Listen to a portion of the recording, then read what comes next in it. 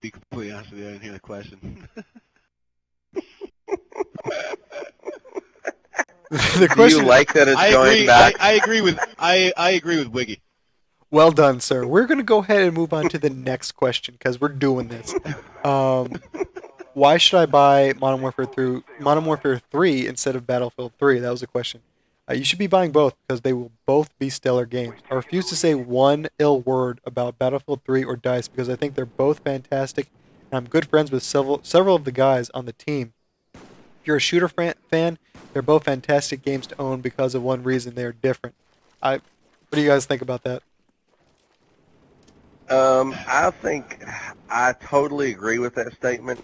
I actually heard another good comment the other day that where Modern Warfare 3 is going to be a game that's fast-paced and that where it's kind of like a sitcom, real quick, fast, and over with really quickly. Mm-hmm. Battlefield's going to be epic, so it's going to be like a saga, a trilogy. So that's a good analogy, and that's really the way the gameplay goes with those games.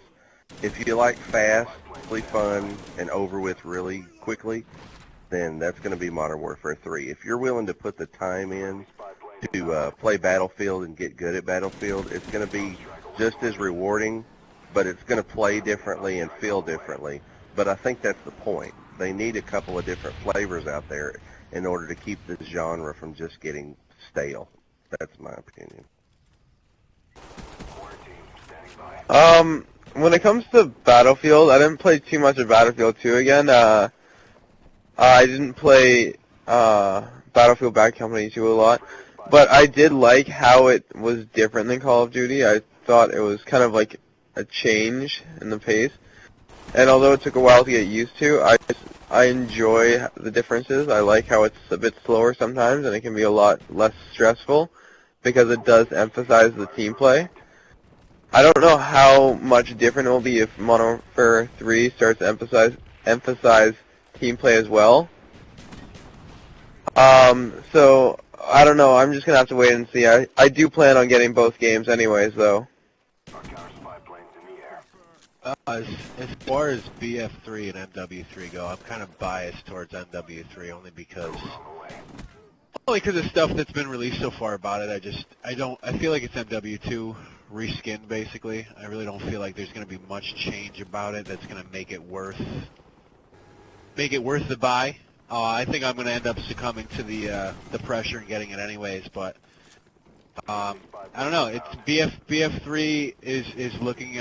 People are looking at that game to be the game that basically beats up MW3 only because Call of Duty owns this first-person shooter genre, but Battlefield 3 is definitely the game I'm looking forward to. Hopefully they can bring that game from the PC to the console and not ruin the whole experience about it. But I'm interested to see how they both fare against each other. Yeah, I've got a lot of stuff to say about those two games. So I won't talk a whole lot about it. What I will say is I like the response. I think they're both going to be great games. Definitely different strokes for different folks. I personally think Battlefield 3 is going to be a good game, but it's hard to say how well it's going to do on console. I'll leave it at that, but I am looking forward to both games. Let's see. What's another question that he had? Will there be a Modern Warfare 3 multiplayer beta? And he says there's an internal beta, and they haven't made a decision yet on if they're going to release a public beta yet. It's not confirmed. It's not going to happen, but it's also not confirmed there will be a public beta. What do you guys think about that? Oh, there's nothing like a good commitment, that's for sure. Yeah. I don't know. I mean, You're saying that they're going to release. You're talking about theater for MW3? No. Beta. They said they have an internal beta, but they have yet to release, or they haven't confirmed if they're going to do a public beta yet. I don't see any public beta happening for the COD series anytime soon. Well, they did one for World at War. Yeah, but I don't think they may do it after what happened in Modern Warfare 2. They may want to do it, but I still don't see Infinity Ward doing it. Yeah, I mean, what do you think? They hack a sentry gun? They may have. What do you think, Basil? I don't know. They like to. It seems like they like to pull everybody's strings. They like to tease everybody. They like to get the hype up as much as possible. And as far as I remember, they didn't. Have they ever released a beta for a Call of Duty game? World at War. Did they release a public Yeah. beta for that? Yeah, they had it out there for about a month, right? Well, see, all right. If that's the case, then I'm gonna go ahead and say no, only because World at War was Treyarch, and this isn't.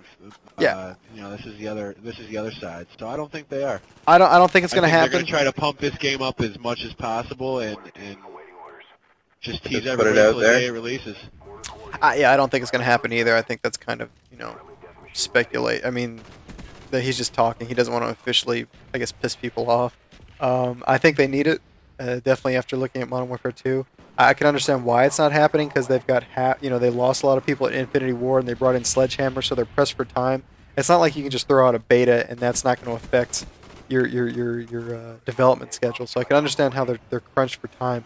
But I honestly think that's a big priority. As horrible as Modern Warfare 2 was in terms of bugs and problems, I think that's a big deal.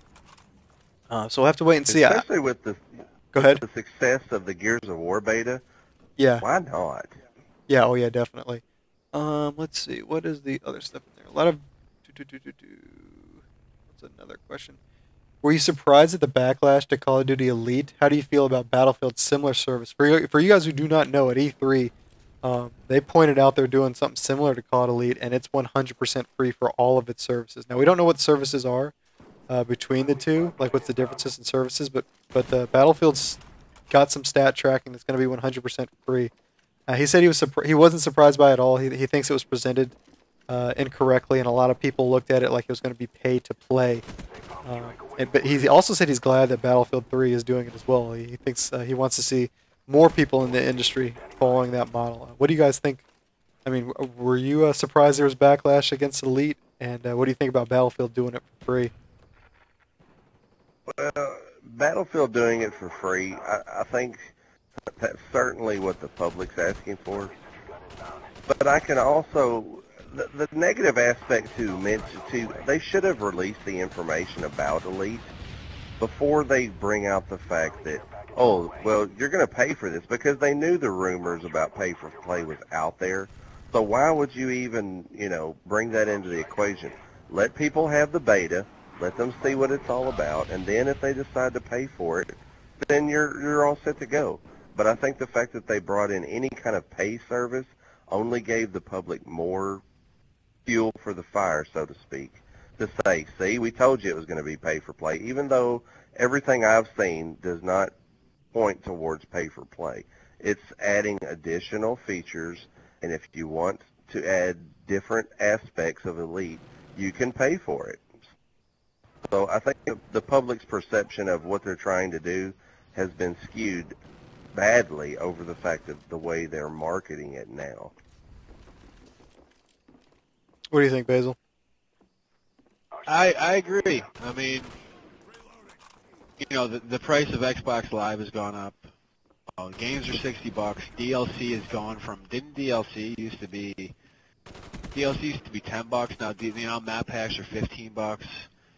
And it's to sit here and say, I just think as far as the Elite goes, they didn't release enough details about it to make people feel better about the situation. They just said, well, we've got basic, there's going to be basic capabilities and there's going to be extra capabilities. You want to pay for the basic, but, there's going to be a monthly fee for the special, but we're not going to tell you anything about what's included in either. So that leaves a lot of speculation for a lot of people, and people are paying enough now these days, and it better be something pretty crazy in order for me to want to pay $8 a month to play Modern Warfare 3, Yeah, I don't have a problem with Elite. I wish, I would like to know more services, because right now it seems like there's stat tracking, which is free, and what's the other stuff? I mean, it doesn't seem like there's a whole lot of things that would want me to pay for that service. And I think what it's supposed to be, it's a yearly subscription. People were asking, what stops me from getting the service for 1 month to get DLC for free? But I think you pay for an entire year. So that's the way they fix that problem. We're finishing up this section, and we'll finish up the last group of questions in the final video. So part 3 will conclude everything. So I'll catch you guys in the final video. After these messages, we'll be right back.